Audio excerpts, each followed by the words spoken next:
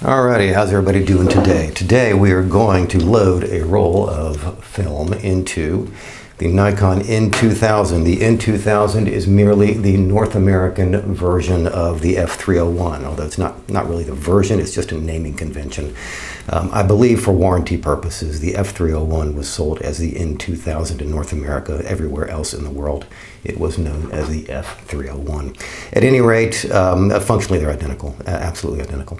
So before we load the film, I want to talk about unloading the film. The reason I want to do that is because this camera represents a bit of transitional technology. It has a non-standard control interface in some respects, which can make it a bit quirky and challenging to learn how to use, because it is not similar to other 35mm SLRs. It's a bit of an odd duck. An odd duck and an ugly duck, which is why they're still so darn dirt cheap. And it's really, it's a perfectly capable camera. It's a nice camera. It's just ugly duck, odd duck. All right, so let's assume that we've got film in here and you've been shooting and all of a sudden your film stops advancing. So what is going to happen when you reach the end of the roll? You push, you're activating the shutter release, and the film's not advancing, and you're going to see this LED light up right here. You also might hear it beep if you haven't shut off the beeping with this switch right here. This is the switch to shut off the beeping function. This camera will beep for a variety of reasons. The beeping feature is a primary, it's a great demonstration of the old maxim that just because you can do something doesn't mean you should. I find the beeping annoying, so I shut it off. So when you reach the end of the roll, this is going to light up, and the film will stop advancing. So what do? Well, what you need to do, as in every other 35mm camera, the first thing you've got to do is Sorry about that. You've got to disengage these sprockets right here. This piece right here exists to prevent the film from moving backwards. And what we need to do first is disengage that, or this catch or release here, so that this roller can permit the film to move backwards. So what we're going to do, we do that on this camera. On most SLRs, there's a button on the bottom, not this one. So on this camera, you slide this here, which allows you to press this button here, right? So slide this, which then allows you to press this. The shutter release mechanism should be in the L or lockout position when you do this, right? Lock out the shutter, slide this here, press this button. You have now disengaged these sprockets here, and you can rewind the film as you would in most other cameras of the period, right here. The early mechanized advanced SLRs did not, the electric motor only advanced the film, it did not rewind it. You must rewind manually. And when the film is out of the take-up spool, you will feel it release. You will also see this window here. You see these stripes in this porthole window? These stripes are going to rotate as the film is moving, whether it's moving this way or that way. These stripes will tell you whether the film is properly advancing and also whether it's properly rewinding. So when these stop rotating, that means the film has released. But you can feel it. You'll be able to feel it.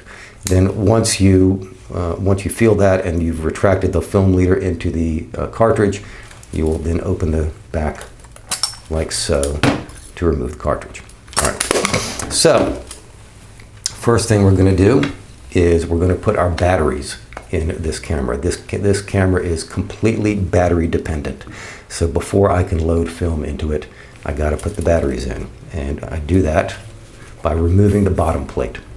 And you take any, well, not any coin, but a coin. This happens to be, what is this thing? I don't know. I don't even know that this thing. Oh, it's a Canadian nickel. It's a Canadian 5-cent piece. And it fits rather nicely into most of the camera slots, which is why I keep it around. or into most of the little battery compartments of the period. So there. Okay, so we've removed our bottom plate. Now, this camera was designed in two versions. One took AAA batteries, the other took AA batteries. This one takes AAA batteries, which I believe is more common. So I've removed the bottom plate. Now there's going to be a cloth tab right here. You pull on that cloth tab. Notice, by the way, notice these two white dots. These two white dots will align to let you know which way to put the battery carrier in. Because we're going to pull on this cloth tab to remove the battery carrier. When we put the battery carrier back in, we're going to do that by aligning these two white dots.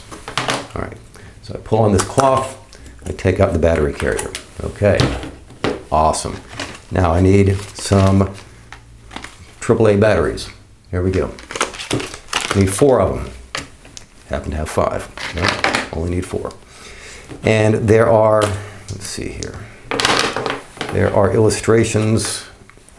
Yes, there are illustrations. I don't know how well you can see that. But on the side of the right here, there are little illustrations which show you which way to put the batteries. I don't know if that's in focus. At any rate, just know that they're there, and you can look at them and tell which way to put the batteries in. Excuse me, but my eyes are old and tired, and I need to hold this up here. Okay, there we go. So these go like so, and these probably go the other way. Yep, and these are going to go the other way. Like so, and like so. All right, very good. So I now have my batteries in my battery carrier, and I now need to put the battery carrier back in the camera. So this is where the white dots come in. Got a white dot here. I got a white dot here. I'm going to align these white dots like so, and simply put the carrier back in. Voila. Now I take the bottom plate. It only has the one screw attachment, which you can plainly see right there. Take the bottom plate, put that right there, and it goes in till it's finger tight. And I grab my handy dandy Canadian nickel. Do Canadians call these nickels? I don't know. It's a 5-cent piece. In the States, we call our 5-cent pieces nickels. I don't know what the Canadians do. Let's see here. And don't strip the darn thing. There we go. Okay. All right. Tight enough. Very good. So we now have batteries in the camera, and you test the batteries just by looking through the view. You just hold down the, just press the shutter release and look in the viewfinder to see if the LEDs light up. So let's see if the LEDs light up. And here we go. Yeah, well, I'm gonna say those are some good batteries. All right, very good. So you've got 3 settings right here around your shutter release collar. So the shutter release collar, you lift and turn. L for lockout. The shutter is now locked, it cannot be activated. S for single advance, that is, excuse me, S for single frame advance, and C for continuous frame advance. And I think that this thing advances, I don't know, maybe 2 frames per second, somewhere around there, I'm guessing, probably. It's not exactly the speediest motor drive available, but it was the first. Well, the first built-in motor drive on a Nikon camera. So that's continuous. That is the film will continue advancing for as long as you hold down the shutter release button. S for single. Now you heard a minute ago, or a second ago, when I had this set to the C, and I press the button and you heard it fire off 3 times. That's because the camera thinks that there's film in there, that I just loaded film in there, and it's advancing 3 times to get a clean, fresh, unexposed piece of film behind the lens, which is what it's going to do when I set the when I load the film here in just a second. Okay, so to load the film, this is an automatic film loading camera, and automatic just means, well, it means what I'm going to show you. So we're going to open the back of the camera by pulling up on the rewind knob here. Very good. And we're going to open the back of the camera like so. Okay. We now take our roll of film. This is up here, so it's not. If this were down, I couldn't put the cartridge in because that's obstructing the way. That little fork there is going to engage in the top of the cartridge here. So I'm going to push that up and out of the way. I'm now going to put the film cartridge on the left-hand side like so. Push this down such that that little fork engages in the top, so that that enables it to the rewind mechanism to rewind the film when I'm done.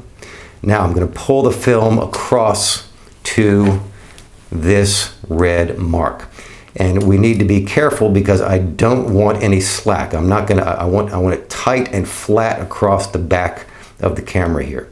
So I need to be careful about a couple things. Number one, under no circumstances should anything touch these shutter blades at all.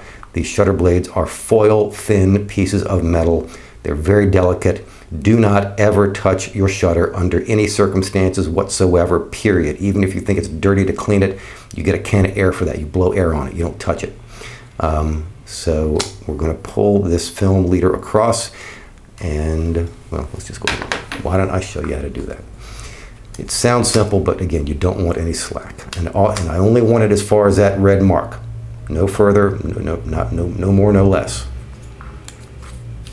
Okay, so we pull this across far enough. No, not quite. Not quite. Almost. Almost. And there. All right. Now I've got a sprocket hole. The first sprocket hole there, perfectly aligned with that red mark. And I'm going to call that. That should be where it needs to be. Okay. Sure hope so, because I don't want to have to shoot this video twice. All right. The film is where it needs to be. We close the back there, and I have the actually at this point it doesn't matter whether the advanced mechanism is set to single or continuous frame. I'm just going to give this one push, and it should advance 3 frames. Right now, you take a look at the film counter. The film frame counter is set to S. I want to see it set to 1. I also want to see these stripes rotate. Okay, so we're going to press that button.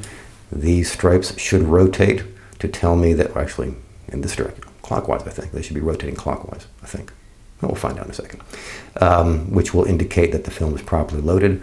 And then this is not going to read S, it should read 1. So let's hope all that happens. All right, ready, and all right, there we go. Voila. The stripes are rotating. Film counter is now indicating first frame ready. And that's all there is to it. Well, not entirely. So that's sort of all there is to it.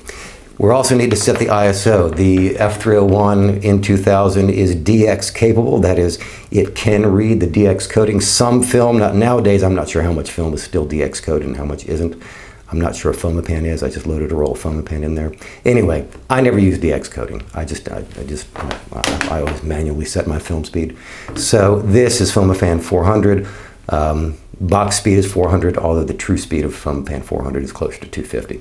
So I've set it to 250. So if you can, so to set the ISO, you're going to lift this ring here and rotate. Okay, and I have no idea how well you can see that on the video.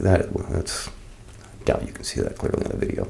But the ISO settings on this camera are marked in full stop increments with 2 dots in between indicating 1/3 stop increments. So we got 200, 250, 320, 400.